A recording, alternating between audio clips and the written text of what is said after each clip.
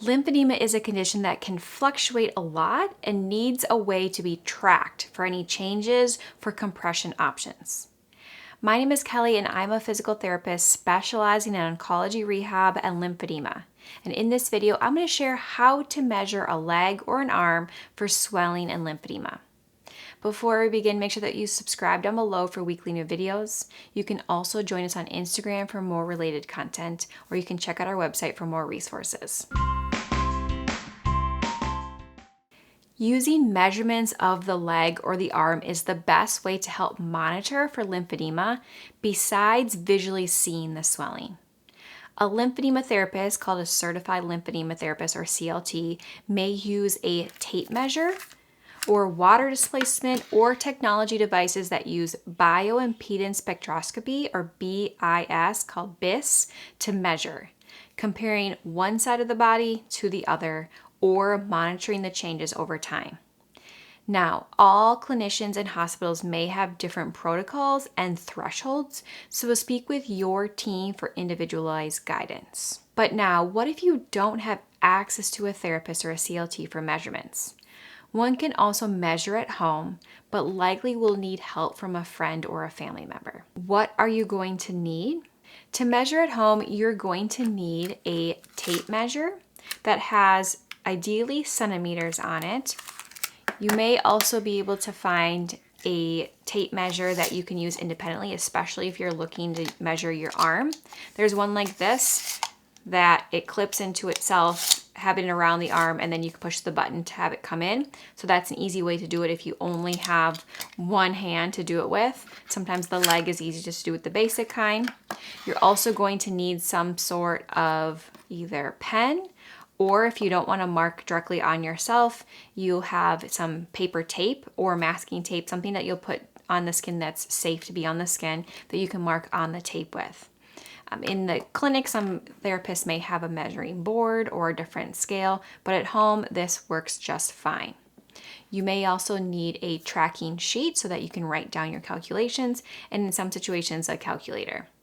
I do have a tracking sheet and spreadsheet that will do the calculations for you. That's available in both my breast cancer related arm lymphedema and lower body lymphedema rehab programs, which can be found on my website, which I'll link up above as well as down below. Now for the leg, some who are being very precise will measure every 4 centimeters up the leg, and some may only measure every 10 centimeters, starting from the heel or around the malleoli or that ankle bone, and then move up from there. Many therapists also have a measuring board like we talked about to get exact measurements of the leg, but again, if someone doesn't have access to make that, you can make measurement markings on the skin, or I prefer to do it on a piece of paper tape and then place it on the leg. We can also measure the length and the circumference around the foot as well. For the arm, I like to measure every 4 or 5 centimeters, starting from the wrist bone, which is called the ulnar styloid. It's the bone that sticks out or that's easy to feel on the pinky side of your hand. You may also start at the wrist crease if that's easier to find, but the spot just needs to be consistent each time someone measures. I make measurement markings on a piece of paper tape and then place that tape on the arm. Markings can also be done directly on the skin. Again, ideally, we're not putting a lot of ink on the skin, but if someone doesn't have tape, that's another option.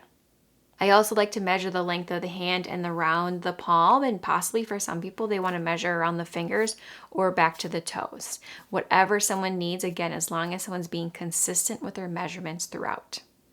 So in doing the measurements, the tape measure should be snug, but not overly tight that it's indenting into the skin. So when we have it around, it should lay flat, but we don't want to pull it so much that you can see that indentation. Now, everyone and even every therapist is going to be doing this slightly different. So ideally, that same person is measuring each time to help keep consistency and how they measure or how the measurements are done. This will give the most accurate results over time. Now we repeat this on both sides or both arms or both legs and write down the measurements or use a tracking sheet like the one I have. The total volume of the leg or the arm is calculated and compared to the opposite side. These can also be used to monitor for changes over time. So now if someone has lymphedema on both sides, we won't be able to compare to a baseline size. So if someone had lymphedema or secondary lymphedema due to cancer surgery, they may only have swelling or lymphedema on one arm. Well, we can use the opposite arm that's not affected to compare of what close to baseline would be for them. But if someone has primary lymphedema or lymphedema on both sides, we can no longer do that comparison, but we can still track changes over time, which can be really helpful. So let's show how to measure a leg. I have my paper tape, a pen, and measuring devices ready, or measuring tapes here, 2 different kinds. What we want to do first is take our paper tape, if someone has it, and we can place it along the leg. And if someone has access to a measuring board, that's another option. But at home, this is a great way to get measurements. I like to start by measuring the tape first. However, it also is easy to go ahead and place the tape on the leg and then go from there. Depending on where you want to start from, again, everyone starts a little bit different, whether you start from the heel or from the bone, the malleoli bone here. You just want to be consistent. So you can place the tape on the inside and have it go all the way up the leg. I'm just going to go to the knee so you can see, but you can have it go all the way up. And then we want to make markings on it. So whether we have our 0 or starting at the bone or at the lower or the bottom of the foot, again, whatever you need to be consistent with. So if I just start it at the bone and that's our 0, from there we can measure every 4 centimeters, 5, 10, whatever someone wants to do, as long as you're consistent. So I would go ahead and mark every 4 centimeters if that's what I'm going to do. And I like to write on that and go as high as you need to. So because I already did it, we're going to take this piece of tape and place it down. Trying to make sure that we are straight. It's ideally to have the leg straight. So again, you might need someone to help with measuring the lower ones. But so we can see, I'm just going to show that we would take the measuring tape, and at each mark, you can start at the heel, you can start at the foot, we would be able to wrap it around and at the line see what the measurement is and then write it down. Again, we don't want to pull so tight that we can see indentations in the skin, but it needs to be snug and flat against the skin. So as long as someone's consistent in how they do it and the same person is doing it, that works well. From there, we want to put it down in our tracking sheet. Again, I have a spreadsheet. There are ones online, or someone can just write it down and track from point to point rather than getting a total volume. But we would go and measure every distance or every circumference at each marking all the way up until we get all the way up the leg, or as far as someone's going. Measuring around the foot, the toes, whatever someone wants to have. But that's a good way to make sure that you're consistent, starting at the same spot every time, same distance in between every time, and then having the same person measure step by step to be consistent.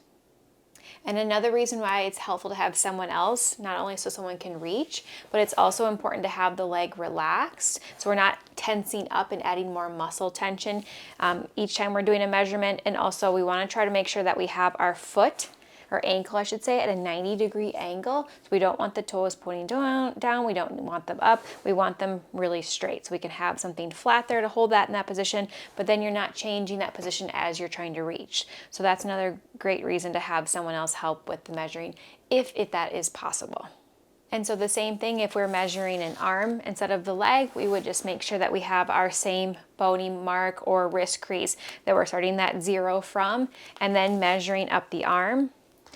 Like I showed, another option is a tape measure like this that's done for yourself. You can also do this for the leg, but then you have it in here and there's a button on there that it will tighten and snug one by one, so that if you only have one hand and can't do both at the same time, you can go through and get measurements that way where you're doing it more independently. So I will put links to this as well in the description box that someone can check out. So that's a basic way to measure an arm or leg for lymphedema tracking and management. Again, check with a local therapist for support, and you can also check the other videos on my channel for lymphedema management. I hope you all found this video helpful, and we'll see you all in the next video. Thanks, everyone.